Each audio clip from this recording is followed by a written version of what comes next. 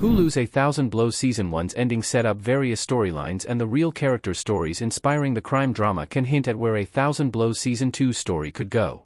Set in the 1880s in London, with most of the action happening in the East End, A Thousand Blows works as a crime and sports drama, very loosely adapting the stories of historical characters of that time, intertwining their stories even if some of the A Thousand Blows characters never met in reality.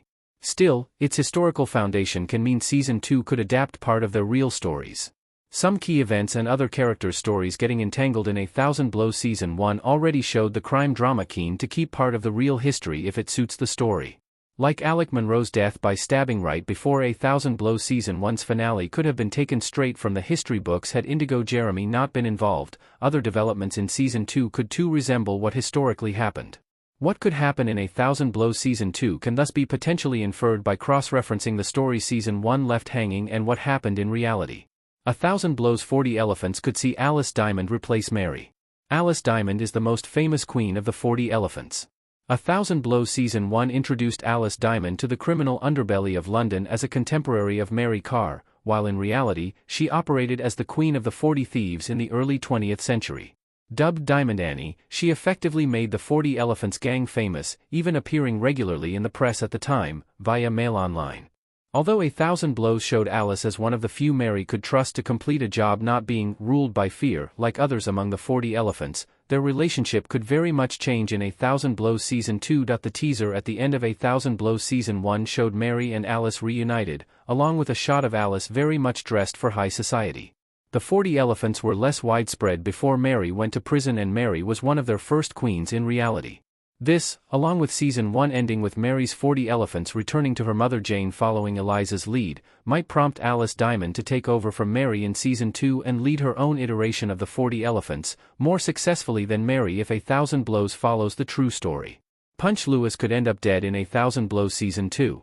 The real Punch Lewis died 2 years after opening the Blue Coat Boy. Daniel Mays as Punch Lewis in A Thousand Blows Episode 3. Punch Lewis can be seen as one of the few characters closest to Sugar in A Thousand Blows Season 1, presenting the boxing matches and working at the Blue Coat Boy pub, but also calling Sugar out after he beat his brother Treacle within an inch of his life. An MC Punch Lewis also existed in real life in 1880s London, but his story ended sadly and prematurely, via grappling with history, according to historian Sarah Elizabeth Cox. Punch Lewis opened up a boxing saloon at the Blue Coat Boy in 1881 in real life, placing Sugar and his brother in charge of it. He started Hezekiah Moscow's career, and was also Sugar's second during his boxing matches, including the infamous prize fight in a chapel, making him important in Sugar's life both in reality and in A Thousand Blows. Only dying 2 years later in 1883 as it historically happened nevertheless makes it likely A Thousand Blows Season 2 will include Punch's death, depriving Sugar of his last remaining ally were he not to reconcile with Treacle. A Thousand Blows Season 2 could send Sugar to trial. Sugar faces trial for an infamous match in 1882. Stephen Graham as Sugar Goodson in A Thousand Blows Episode 3. Sugar Goodson's real boxing career included a match that was discussed for years and dubbed the prize fight in a chapel in the press. Facing Jack Hicks, who was almost 3 decades older than him, the 1882 match in a deconsecrated chapel near Tavistock Square became infamous after the police stopped it in the 3rd round, arresting Sugar Goodson and 9 others among those at the match, via grappling with history. During the trial, the police claimed the gloves being used didn't comply with the rules and Sugar kicked Hicks, while reporters at the scene stated the opposite. Sugar Goodson was let off only with a caution not to take part in similar actions after the trial, but something similar happening in A Thousand Blows Season 1 when the police raided the Blue Coat Boys boxing saloon could foreshadow Sugar ending up on trial also in Season 2. While the raid had everything to do with Saul Wolfe hiding in the East End, A Thousand Blows Season 2 could still use the police stopping the illegal match to adapt the infamous prize fight in a chapel and bring Sugar on trial. Hezekiah could begin training at the Blue Coat Boy in A Thousand Blows Season 2. Hezekiah Moscow was an exhibition boxer at the Blue Coat Boy from 1881. A Thousand Blows Season 1 EP 1-29. Image via Hulu. Sugar might have told Hezekiah the truth behind Alec's murder to manipulate him into forsaking Mary under Jane's suggestion, but their new balance could also bring forth something that historically happened. Indeed, both Hezekiah Moscow and Alec Monroe were exhibition boxers at the Blue Coat Boy from 1881, when the boxing saloon opened.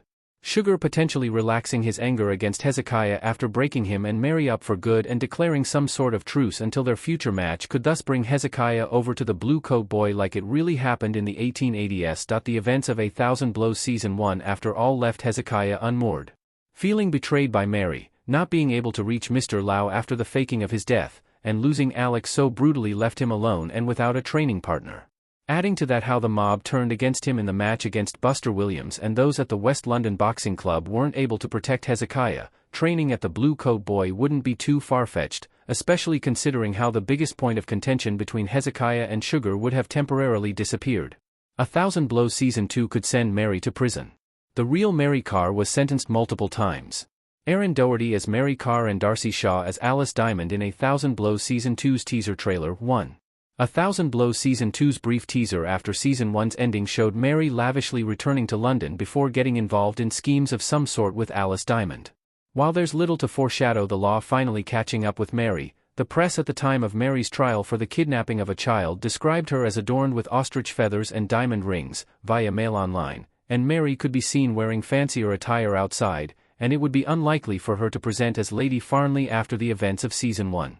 Mary Carr is eventually convicted of kidnapping, receiving a 3-year sentence of penal servitude, via biography. While it would be unlikely for Mary to be sentenced for something similar in A Thousand Blows Season 2, her circumstances are different. Without the 40 elephants, Sugar's protection and Indigo Jeremy having it in for her, Mary's story in A Thousand Blows Season 2 could be more similar to history, landing her in jail at last after the many times she escaped scot-free. Sugar could train Treacle's son in A Thousand Blows Season 2. Thomas Goodson's story could mirror the real Ted Goodson's.